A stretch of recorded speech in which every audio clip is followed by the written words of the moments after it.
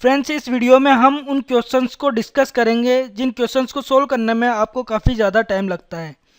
तो मैं आपको बताऊंगा 2 to 5 सेकेंड्स में उन क्वेश्चंस को किस तरह से सोल्व किया जाता है।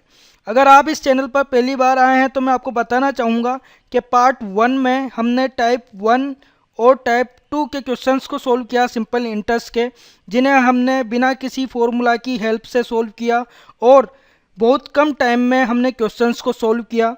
अगर आप इन वीडियोस को देखना चाहते हैं तो यहाँ पर क्लिक कर सकते हैं।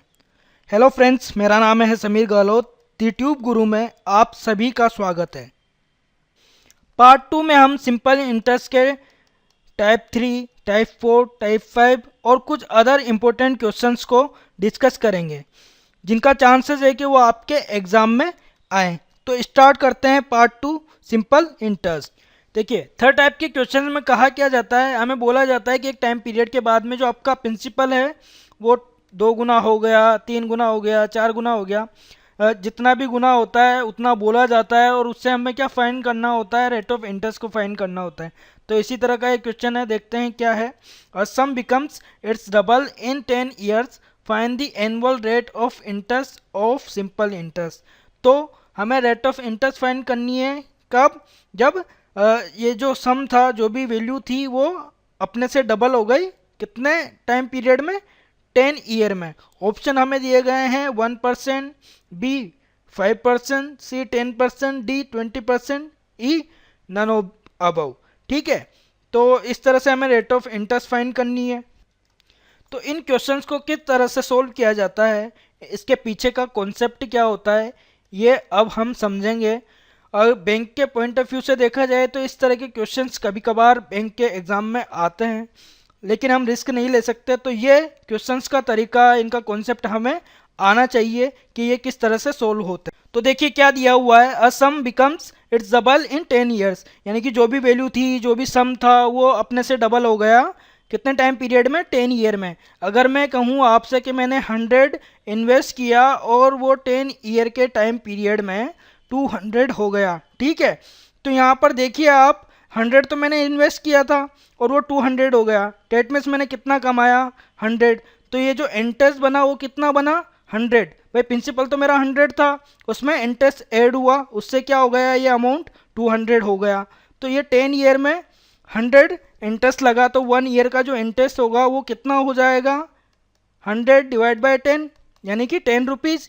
अब 1 ईयर का जो इंटरेस्ट है वो 10 रुपीज़ है। तो जो रेट ऑफ इंटरेस्ट कैलकुलेट होती है वो किस पे कैलकुलेट होती है? प्रिंसिपल पर। उससे इंटरेस्ट मिला तो परसेंटेज हम फाइंड कर सकते हैं। क्या हो जाएगा?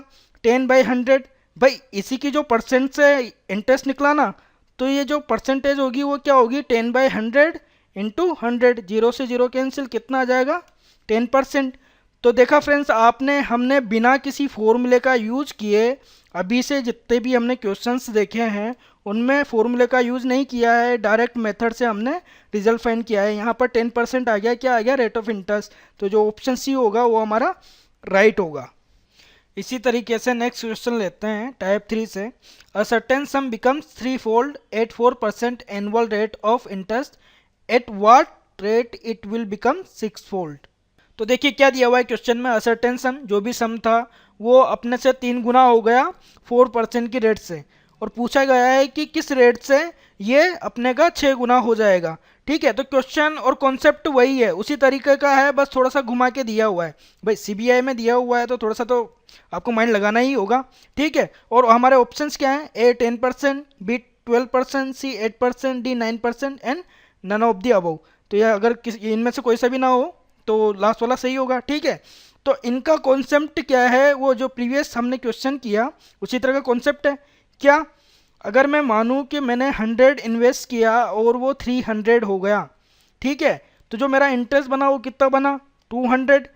200 बना कितने से? 4% की रेट ऑफ इंटरेस्ट से। अब मैंने स्टार्टिंग में आपको बताया था जो कॉमन इफेक्टिव परसेंट निकालते हैं हम एसआई की, वो क्या होती है? आर इंटू टी परसेंट, यानी कि हम रेट ऑफ इंटरेस्ट और टाइम को कैलकुलेट करके इफेक्टिव परसेंट बना लेते हैं। तो ये जो भी टाइम पीरियड के लिए बनी होगी 4% से, तो उससे हमारे पास टाइम आ जाएगा। क्या आ जाएगा? 200 डिवाइड बाई 4, क्योंकि रेट ऑफ इंटरेस्ट हमारे पास है। ठीक है, रेट ऑफ इंटरेस्ट हमारे पास है तो हम इससे टाइम निकाल सकते हैं कि किस टाइम पीरियड में ये 100 से 300 हुआ। कितना हो जाएगा ये 50 ईयर। ठीक है, तो 50 ईयर में ये 100 से 300 हो गया। टाइम कितना आ गया 50 ईयर। अब ये 6 फोल्ड कब होगा? 6 फोल्ड होने का मतलब है कि 100 से ये 600 हो गया। ठीक है, 600 होने का मतलब है जो इंटरेस्ट बना वो कितना बना, देखिए इनके बीच का गैप 500। ठीक है, 100 तो मेरा प्रिंसिपल था, 600 अमाउंट है, तो जो इंटरेस्ट हुआ वो कितना हुआ 500। अब 500 इंटरेस्ट आया, टाइम हमारे पास है 50 ईयर, तो हमें क्या फाइंड करना है? रेट फाइंड करना है। ठीक है, इस बार हमारे पास क्या है? टाइम है, तो हम रेट को फाइंड कर सकते हैं टाइम से डिवाइड करके इसे। तो 500 डिवाइड बाई 50 क्या हो जाएगा 10%। ऑप्शन कौन सा है? ए। तो देखा फ्रेंड्स आपने, अगर आपका कॉन्सेप्ट क्लियर है तो इस थोड़े से घुमावदार क्वेश्चंस को आप कितना इजी वे में सोल्व कर जाएंगे, कितने कम टाइम में। आपको टाइम कितना कम लगा अगर इसको आप उस मेथड से यूज़ करते, फॉर्मूला यूज़ करके आप इस तरह से इसको सोल्व करते, तो आपको काफ़ी टाइम लग जाता। इस मेथड से, इस कॉन्सेप्ट से आपको बिल्कुल भी टाइम नहीं लगा और ना ही कोई फॉर्मूला आपको यूज़ करना पड़ा। तो फ्रेंड्स नेक्स्ट क्वेश्चन की तरफ बढ़ते हैं। टाइप 3 का ही क्या दिया हुआ है? The simple interest on a sum of money at 8% per annum for 6 year is half the sum, what is the sum? तो देखिए फ्रेंड, क्वेश्चन में कहा क्या गया है और पूछा क्या गया है, सिंपल इंटरेस्ट है जो किसी वैल्यू पर लगा 8% की रेट से 6 ईयर में, तो क्या हो गया, सिंपल इंटरेस्ट उस वैल्यू का हाफ हो गया। ठीक है, जो भी वैल्यू पर सिंपल इंटरेस्ट लगा उस वैल्यू का हाफ हो गया। किस रेट ऑफ इंटरेस्ट से? 8% से। टाइम पीरियड जो था वो कितना था 6 ईयर। और हमसे पूछा गया है वो सम क्या था, वो वैल्यू क्या थी जिस पे वो सिंपल इंटरेस्ट लगा। अब देखिए फ्रेंड्स, अगर हम इसे 100 मान लेते हैं और 8% से 6 ईयर में ये सम है वो हाफ हो जाता है, यानी कि 100 का हाफ कितना हो गया 50, तो अमाउंट कितना हो जाएगा 150। अगर इसी को मैं ये मानूँ 200, और तो जो सिंपल इंटरेस्ट होगा क्वेश्चन के हिसाब से क्या हो जाएगा 100, भाई इसका हाफ हो जाएगा, तो अमाउंट कितना हो जाएगा 300। अगर मैं 400 मान लेता हूँ तो जो सिंपल इंटरेस्ट होगा वो क्या हो जाएगा 200, और जो अमाउंट होगा वो क्या हो जाएगा 600। डेट मीन्स हम ये कह नहीं सकते कि जो वैल्यू है, जो सम है वो होगा क्या, क्योंकि हर बार चेंज होगा। हमने ये वैल्यूज़ सपोज की हैं, कोई फिक्स वैल्यूज़ नहीं है, तो डेट मीन्स कि हम फाइंड नहीं कर सकते कि सम होगा क्या, क्योंकि हम कुछ भी मान रहे हैं तो हर बार एक अलग वैल्यू आ रही है। तो इसका आंसर होगा डाटा इज़ अनएडिक्वेट। मैं इसको आपको दूसरी तरीके से समझाता हूँ। देखिए, इसमें बोला गया है प्रिंसिपल मान लीजिए पी है, जो भी वैल्यू पर सिंपल इंटरेस्ट लगा वो क्या है पी है। प्रिंसिपल पर सिंपल इंटरेस्ट लगता है तो हमने इसको पी मान लिया। और जो सिंपल इंटरेस्ट हो गया 8% की रेट से 6 ईयर में, जो सिंपल इंटरेस्ट क्या हो गया p/2 हो गया। भाई प्रिंसिपल का हाफ हो गया, तो जो सिंपल इंटरेस्ट का फॉर्मूला होता है वो क्या होता है p/r/t डिवाइड बाय 100। तो सिंपल इंटरेस्ट क्या है p/2, इधर p प्रिंसिपल की जगह हम p माना ही है, r जो भी है 8, और जो ईयर है वो कितना है 6 ईयर डिवाइड बाय 100। अब देखिए p से p कैंसिल हो जाएगा। ठीक है, p से p कैंसिल हो गया और हमसे पूछा गया है सम, तो हम इसमें सम फाइंड कर सकते हैं क्या? अब नहीं कर सकते ना। तो जो ऑप्शन होगा हमारा ऑप्शन डी बिल्कुल राइट होगा, डाटा इज इनएडिक्वेट, यानी कि हमारे पास पर्याप्त डाटा नहीं है प्रिंसिपल को फाइंड करने का। तो फ्रेंड्स हमने टाइप 3 के कॉन्सेप्ट को समझा, इन क्वेश्चंस को किस तरह से सोल्व किया जाता है और कम से कम टाइम में हम आंसर को किस तरह से ला सकते हैं वो हमने समझा। अगर आपको कोई भी डाउट है तो एफबी पर हमारा ग्रुप बना हुआ है जिसका नाम है दी ट्यूब गुरु, आप वहाँ पर अपना डाउट लिखें जिसका सॉल्यूशन आपको 24 आवर्स में मिल जाएगा। बढ़ते हैं नेक्स्ट टाइप की तरफ। देखिए टाइप 4, इस टाइप में हमने उन क्वेश्चंस को शामिल किया है जिसमें हमें डिफरेंट रेट ऑफ इंटरेस्ट दी जाएगी फॉर डिफरेंट टाइम पीरियड के लिए। ठीक है, और हमसे पूछा जाएगा कि वो जो या तो मनी उधार ली थी वो कितनी थी, जो प्रिंसिपल इन्वेस्ट किया था वो कितना था, तो हमें प्रिंसिपल वैल्यू फाइंड करनी होगी। तो जनरली इस तरह के क्वेश्चंस को स्टूडेंट छोड़ देते हैं, इसकी लेंथ देख कर कि काफ़ी लंबा हो जाएगा, लेकिन ऐसा नहीं है फ्रेंड्स, काफ़ी ईजी वे में आप इसको सोल्व कर सकते हैं। बैंक के एग्ज़ाम के पॉइंट ऑफ व्यू से देखें तो काफ़ी इंपॉर्टेंट क्वेश्चन है, इस तरह के क्वेश्चन आते ही आते हैं एग्जाम में। और ऑप्शन देख लेते हैं क्या दिए हुए हैं। ए दिया हुआ है 39,500, बी दिया हुआ है 42,500, सी दिया हुआ है 41,900, डी दिया हुआ है 43,000 and last one is none of this. इनमें से कोई भी सही नहीं हुआ तो लास्ट वाला हमारा सही होगा। तो देखिए क्वेश्चन क्या दिया हुआ है, Ravi borrowed some money at the rate of 4% per annum for the first 3 year, at the rate of 8% per annum for the next 2 years and at the rate of 9% per annum for the period beyond 5 years. If he pays a total simple interest of rupees 19,550 at the end of 7 years, how much money did he borrow? देखिए question में क्या कहा गया है, रवि ने कुछ रुपया उधार लिया और उस पर जो रेट ऑफ इंटरेस्ट लगी वो किस तरह से लगी, 4% पर एनम लगी फर्स्ट 3 ईयर के लिए, 8% पर एनम लगी नेक्स्ट 2 ईयर के लिए। मतलब स्टार्टिंग से 3 ईयर कंप्लीट होने के बाद में जो नेक्स्ट 2 ईयर थे उसके लिए कितनी लगी, 8% पर एनम, और 9% पर एनम लगी for the period beyond 5 year. यानी कि टोटल मिला के फर्स्ट स्टार्टिंग से लेके जब 5 साल हो गए उसके बाद में कितनी लगी, 9%। ठीक है। If he page a total simple interest of rupees 19,550 at the end of 7 year, अगर वो सिंपल इंटरेस्ट टोटल कितना चुकाता है, 19,550, टोटल टाइम पीरियड कितना है, मतलब 7 साल के बाद में इतना सिंपल इंटरेस्ट वो चुकाता है। तो हमसे पूछा गया है how much money did he borrow, उसने कितना रुपया उधार लिया था। तो हमें फाइंड क्या करना है, प्रिंसिपल फाइंड करना है। इस तरह के क्वेश्चंस को कम से कम टाइम में किस तरह से सोल्व किया जाता है इसका कॉन्सेप्ट मैं आपको बताऊंगा। तो सबसे पहले हमें देखना है कि टोटल टाइम पीरियड कितना है यहाँ पर, 7 ईयर। तो जो 7 ईयर का टाइम पीरियड है ये टोटल टाइम पीरियड है जिस पर सिंपल इंटरेस्ट लगा। ठीक है। फर्स्ट ये 3 ईयर की बात करें तो जो टोटल रेट ऑफ इंटरेस्ट लग रही है वो कितनी लग रही है, 4%। तो फर्स्ट 3 ईयर की अगर मैं बात करूँ तो जो रेट ऑफ इंटरेस्ट है वो 4% है। ठीक है। उसके बाद में कहा गया है 8% पर एनम लगी for the next 2 year, 3 year के बाद में नेक्स्ट 2 ईयर क्या लगी, 8%। तो टोटल टाइम पीरियड कितना हो गया, 5 ईयर हो गया, 3 ईयर पहले, 2 ईयर बाद में, 5 ईयर। नेक्स्ट लाइन में हमसे बोला गया है 9% पर एनम लगी for the period beyond 5 year, यानी कि 5 साल के बाद में कितनी लगी, 9%। इस 5 ईयर के पीरियड के बाद में जो परसेंट लगी वो कितनी लगी, 9%। डेट मीन्स जो टाइम पीरियड होगा 9% रेट ऑफ इंटरेस्ट लगने का वो क्या होगा, 2 ईयर, क्योंकि 5 ईयर तो इधर कंप्लीट हो गया। टोटल हमारा टाइम पीरियड कितना है, 7 ईयर। तो जो 9% होगी वो किस टाइम पीरियड के लिए होगी, 2 ईयर के लिए।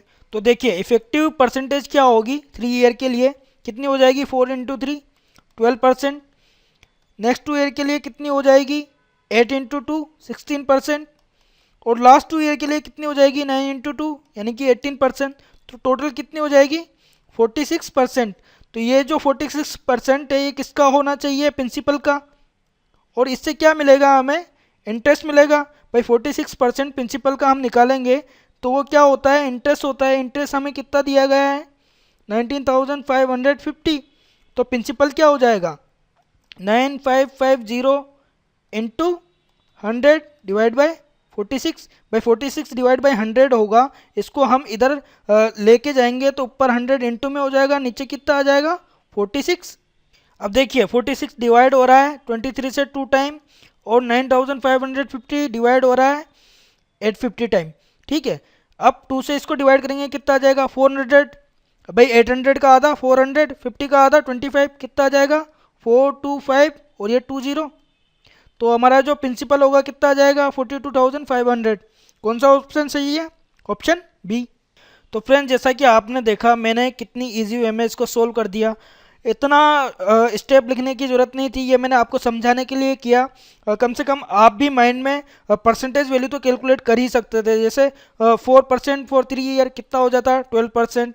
8 फॉर 2 ईयर कितना हो जाता, 16%। 9 इंटू 2 ईयर, क्योंकि इनका गैप कितना है, 2 ईयर, तो 9 इंटू 2 18%।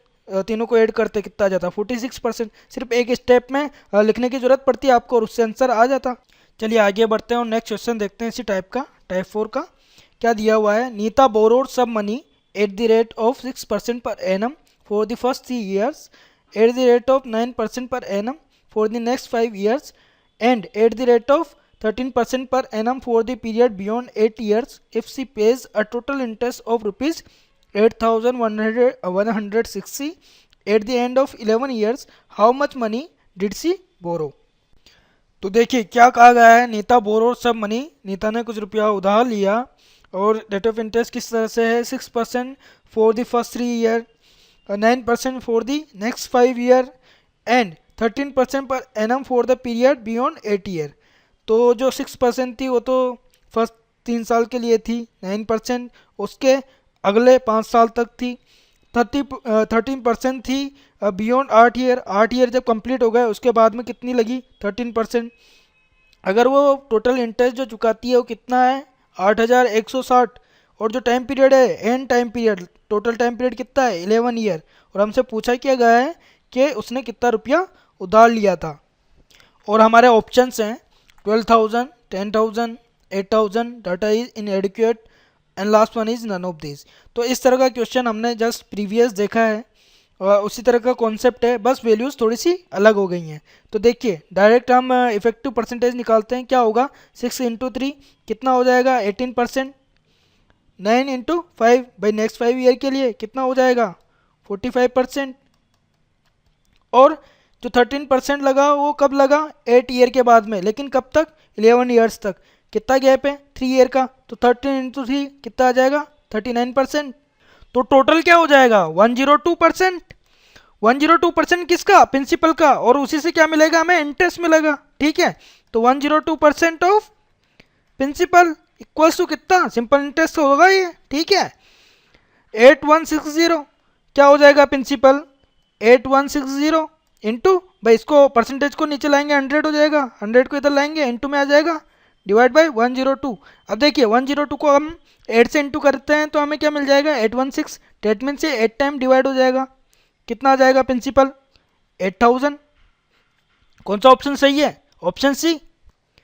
फ्रेंड्स सबसे पहले तो आपको कॉन्सेप्ट समझना है, उसके बाद में इस ट्रिक की आपको प्रैक्टिस करनी है, ठीक है।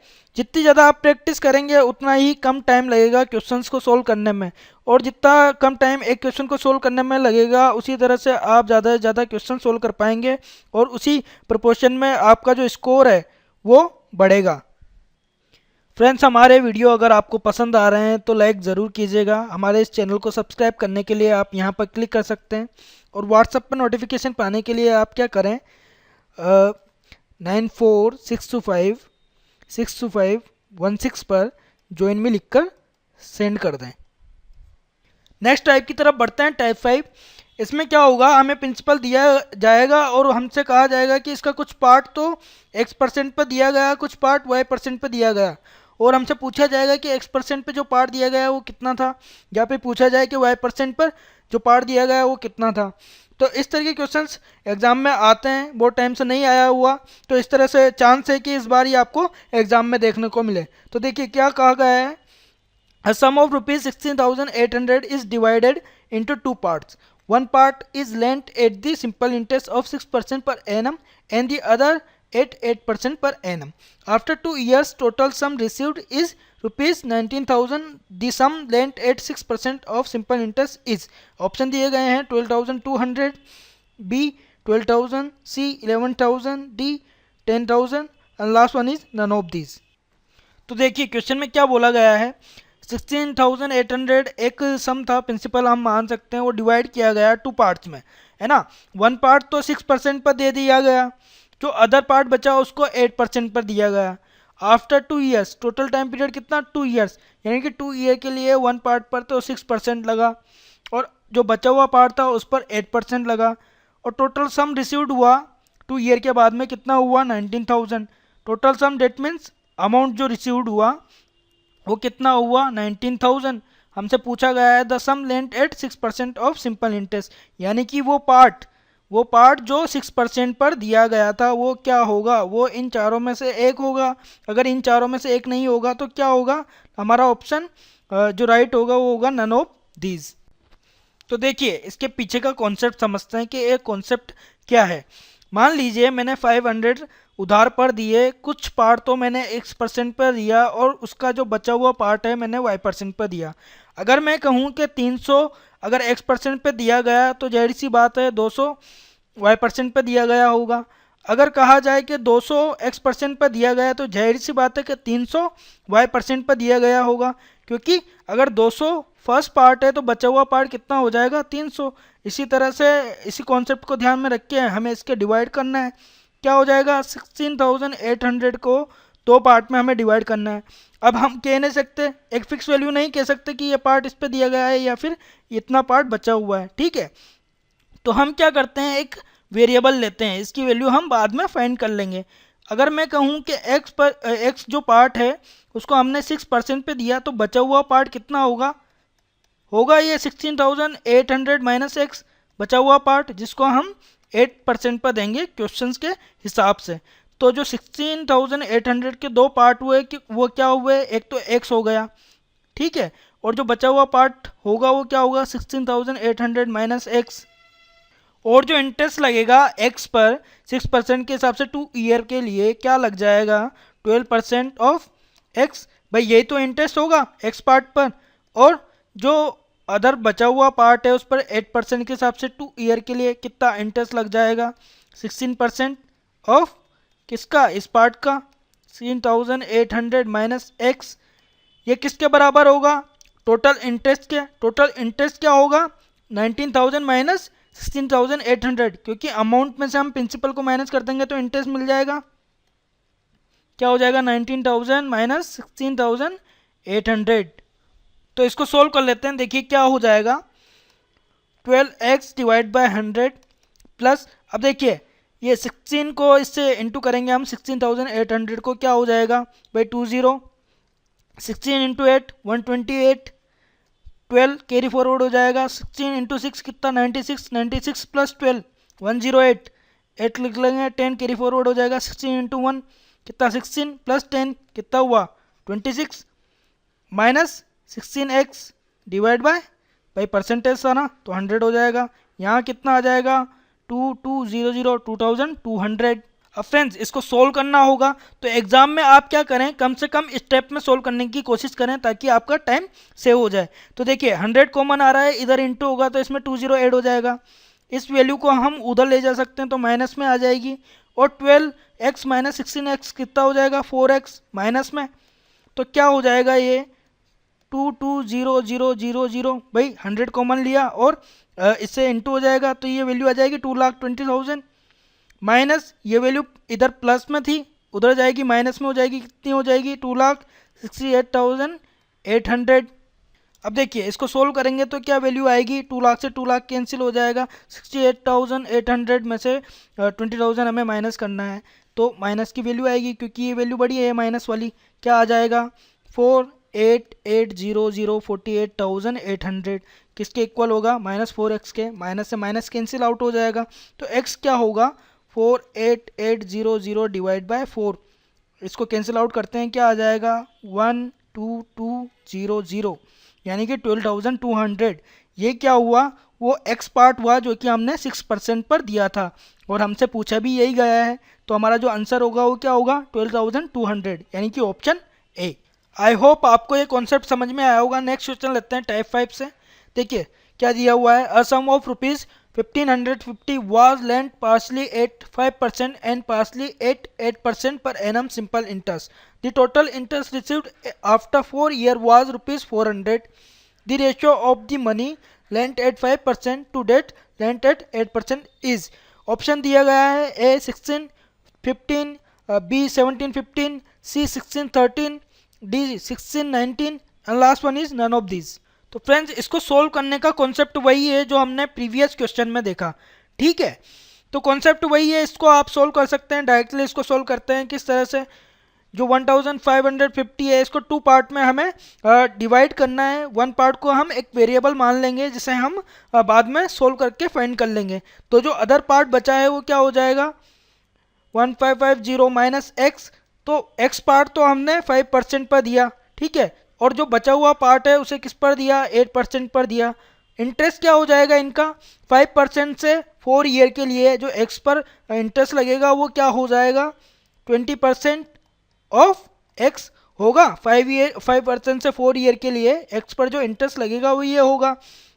अब 8% से इस वाली वैल्यू पर क्या कितना लगेगा 8% से 4 ईयर के लिए कितना हो जाएगा? 32% ऑफ 1550 माइनस एक्स, और हमें इंटरेस्ट दिया गया है, टोटल इंटरेस्ट वो कितना है? 400। इसको सोल्व कर लेते हैं, क्या हो जाएगा? 20x/100 प्लस 32, इससे इंटू करना है हमें, तो डायरेक्ट इंटू करना थोड़ा सा हार्ड पड़ेगा। क्या कर सकते हैं हम? 30 + 2, इसको हम इंटू कर सकते हैं किससे? 1550 से। देखिए इससे इंटू करेंगे क्या आ जाएगा? 20, ये 00, और 155 से हमें इंटू करना है 3 को, क्या आएगा? 5 × 3 15, 1 कैरी फॉरवर्ड, 5 × 15 और 1 16, 1 कैरी फॉरवर्ड, क्या हुआ? 3 and 1 4, प्लस अब इसको 2 से इंटू करना है, क्या हो जाएगा भाई? 1500 का तो कितना हो जाएगा? 3000, और 50 कितना हो जाएगा? 3100। टोटल मिला के ये आ जाएगा, कितना आ जाएगा अपना? 49600। इसको ऐड करेंगे 49600 आ जाएगा। तो क्या हुआ वैल्यू? 49600, और 32 × x कितना हो जाएगा? ये माइनस में आएगा यहाँ पर, 32x divide by 100 equals to 400। ठीक है, अब हमें क्या करना है? स्टेप कम करनी है, तो डायरेक्ट हम सोल्व करते हैं। देखिए 100 कॉमन लिया, इधर जाएगा, कितना हो जाएगा? 40,000। 4960 उधर जाएगा, कितना हो जाएगा? माइनस में हो जाएगा, लेकिन इधर कितना है? 49,000, तो उधर होगा क्या? -9600 हो जाएगा, 9600, और इधर क्या होगा? -12x। ठीक है, समझ रहे हैं आप बात को? डायरेक्ट सोल्व करने की कोशिश कीजिए, स्टेपें कम करने की कोशिश कीजिए, आपका टाइम बचेगा। 9600, इसको सोल्व कर लेते हैं, माइनस से माइनस कैंसिल हो जाएगा, x क्या आ जाएगा? 9600 डिवाइड बाय 12, कितना आ जाएगा? कितना टाइम जाएगा ये? 8 टाइम डिवाइड हो जाएगा, तो क्या आ जाएगा? 800। तो x की जो वैल्यू है हमारे पास क्या आई? 800। x की अगर वैल्यू 800 है, तो जो बचा हुआ पार्ट है वो क्या होगा भाई? 1550 में से हम माइनस करेंगे तो वो वैल्यू आ जाएगी, क्या आ जाएगा? 750। तो ये दूसरी वैल्यू है। अब हमें क्या करना है? जो मनी 5% पर दी और जो मनी 8% पे दी, उन दोनों का रेशियो निकालना है। तो 800 डिवाइड बाय 750, 0 से 0 कैंसिल, 5 से कैंसिल आउट होगा, 5 से कितने टाइम? 16 टाइम, ये कितने टाइम? 15 टाइम। तो हमारा जो रेशियो होगा वो क्या होगा? 16 × 15। ठीक है, तो हमारा जो ऑप्शन है, राइट आंसर है, वो क्या है? Option A. तो फ्रेंड्स, क्वेश्चन सोल्व करने के लिए सबसे पहले आपका कॉन्सेप्ट क्लियर होना चाहिए, उसके बाद में बारी आती है कैलकुलेशन की। तो आप जितनी ज़्यादा प्रैक्टिस करेंगे उतनी ही आपकी कैलकुलेशन बढ़ेगी, और क्वेश्चंस को सोल्व करने में उतना ही टाइम कम लगेगा। ठीक है, नेक्स्ट क्वेश्चन की तरफ बढ़ते हैं। देखिए क्या दिया हुआ है? What will be the difference between the interest accrued on a sum of ₹4500 at 12% per annum for 2 years and debt on a sum of ₹5600 at 9% per annum for 2 years। और ऑप्शन दिए गए हैं: A 75, B 72, C 69, D 76, E none of this. अगर इनमें से कोई नहीं हुआ तो लास्ट वाला हमारा आंसर राइट होगा। तो बैंक एसओ में आया हुआ है, तो इस तरह का क्वेश्चन अगर एग्जाम में आ जाता है तो समझिए कि आपकी किस्मत बहुत अच्छी है। ठीक है, क्योंकि बहुत कम टाइम में आप इसे सोल्व कर पाएंगे इस वीडियो को देखने के बाद। तो देखिए क्वेश्चन में दिया क्या गया है? What will be the difference between the interest accrued on a sum of ₹4500 at 12%। तो हमसे एक्चुअली में डिफरेंस पूछा गया है, और टू प्रिंसिपल वैल्यूज़ हमें दी गई है, एक तो 4500 और एक 5600। 4500 पर 12% की रेट से इंटरेस्ट लग रहा है, वो भी 2 ईयर के लिए, और 5600 पर जो इंटरेस्ट लग रहा है 9% की रेट से, वो भी 2 ईयर के लिए। तो इन दोनों के बीच में हमें क्या करना है? डिफरेंस फाइंड करना है। इसके लिए पहले हमें इन दोनों का इंडिविजुअल इंटरेस्ट निकालना होगा। तो देखिए इसका क्या हो जाएगा? 4500 का 12% से 2 ईयर के लिए 24% ऑफ 4500। सोल्व कर लेते हैं, क्या आ जाएगा? 24 डिवाइड बाय 100 इंटू 4500, 20 से 20 कैंसिल, 24 को 45 से इंटू करना है। क्या कर सकते हैं? 20 + 4 इंटू 45, क्या हो जाएगा? 900 प्लस 180, तो कितना आ जाएगा टोटल? 1080। ठीक है, 1080 आ जाएगा। इसी तरह से 5600 के लिए निकालेंगे, कितना हो जाएगा? 18% बाई 9 इंटू 2, 18% ऑफ 5600 इक्वल्स टू क्या हो जाएगा? 18 डिवाइड बाय 100 इंटू 56, 100, 0 से 0 कैंसिल, 18 इंटू 56। अब क्या करना है हमें, 18 को क्या लिख सकते हैं, 20 इंटू 20 माइनस 2 इंटू 56, क्या हो जाएगा, 56 इंटू 20 1120 माइनस 56 इंटू 2 कितना 112। तो इसको सोल्व करेंगे कितना आ जाएगा, 120 में से 112 गया तो 1008, यानी कि 8 बच जाएगा, तो 1008 इसका इंटरेस्ट आ जाएगा। तो इन दोनों के बीच का ही डिफरेंस हमें निकालना है। तो डिफरेंस देखिए क्या हो जाएगा, 1000 से 1000 कैंसिल हो जाएगा, 80 में से 8 गया तो कितना आ जाएगा 72। तो हमारा जो ऑप्शन होगा वो क्या होगा, option B right answer. Next question की तरफ बढ़ते हैं। देखिए क्या दिया हुआ है, Srinivasan invest two equal amounts in 2 banks giving 10 and 12% rate of interest respectively. At the end of the year, the interest earned is rupees 1650. Find the sum invested in each. Option दिए गए हैं, A 8500, B 15000, C 7500, D 17000 and last one is none of these. तो देखिए क्या कहा गया है, श्रीनिवासन ने इन्वेस्ट किए हैं 2 इक्वल अमाउंट्स। अमाउंट्स यहाँ पर यूज हुआ है प्रिंसिपल के लिए, अमाउंट्स एक जनरल टर्म है, हमने पहले डिस्कस किया हुआ है। तो 2 डिफरेंट बैंक में उसने 2 इक्वल अमाउंट जमा कराई हैं। एक बैंक ने उसको 10% का इंटरेस्ट दिया है, दूसरे ने उसको 12% का इंटरेस्ट दिया है। 1 ईयर के एंड में उसने 1650 का इंटरेस्ट कमाया है। तो हमसे पूछा गया है कि वो जो इन्वेस्ट की थी वो सम क्या थी, दोनों का टोटल नहीं, एक बैंक में जो अमाउंट उसने दी वो कितनी थी। ठीक है, जनरली इस तरह के क्वेश्चन में स्टूडेंट कंफ्यूज होकर फॉर्मूले की यूज़ से इस क्वेश्चन को सोल्व करता है, लेकिन हमें फॉर्मूले का यूज़ नहीं करना है, हमें डायरेक्ट सोल्व करना है। अब देखिए अमाउंट दोनों इक्वल हैं, यानी कि जो फर्स्ट बैंक में डाली गई वो भी इक्वल है और जो सेकंड बैंक में डाली वो भी इक्वल है। अगर मैं 100 की बात करूं कि दोनों अमाउंट्स 100 थी, तो 100 पे 10% लगा और 100 पे 12% लगा, डेट मीन्स अमाउंट तो सेम है। तो क्यों ना इन दोनों को जोड़ लिया जाए, हो सकता है ना भाई, सेम अमाउंट पर इंटरेस्ट निकल रहा है तो, और टाइम भी कितना है 1 ईयर का, जोड़ा जा सकता है। कितना हो जाएगा 10 + 12 22%, 22% ऑफ प्रिंसिपल जो भी अमाउंट रही होगी, अब उसे मान लेते हैं कि वो एक्स रही होगी, तो इंटरेस्ट कितना आया 1650। सोल्व कर लेते हैं इसे, क्या हो जाएगा 22 divide by 100 into x equals to 1650। X की वैल्यू फाइंड करनी है, क्या हो जाएगा 1650 इंटू 100 डिवाइड बाय 20। अब देखिए 11 से ये डिवाइड हो रहा है 2 टाइम, 11 से ये डिवाइड हो रहा है 150 यानी कि 150 टाइम्स, 2 से ये डिवाइड हो जाएगा 75 टाइम, कितना आ जाएगा 7500, 7500 हो जाएगा 7500। तो ऑप्शन सी हमारा राइट आंसर है। तो फ्रेंड्स इस वीडियो में हमने अलग अलग टाइप के क्वेश्चंस को देखा सिंपल इंटरेस्ट के, और उन्हें बिना किसी फॉर्मूला की हेल्प से सोल्व किया है। कम टाइम में हमने उनको सोल्व किया है। आपकी कैलकुलेशन बहुत अच्छी हो सकती है अगर आप इसकी प्रैक्टिस करें, कॉन्सेप्ट को समझें, प्रैक्टिस करके कैलकुलेशन को आप बढ़ा सकते हैं। टाइम अगर आप कम लगा रहे हैं क्वेश्चन को सोल्व करने में तो ज़्यादा स्कोर कर पाएंगे आप। हमारे वीडियो को अगर आप पसंद कर रहे हैं तो लाइक ज़रूर कीजिएगा, शेयर आप कर सकते हैं और कमेंट कीजिएगा। हमारे इस चैनल को सब्सक्राइब आप यहां से कर सकते हैं। व्हाट्सएप पर नोटिफिकेशन पाने के लिए आप 9462562516 पर ज्वाइन मी लिखकर सेंड कर दें।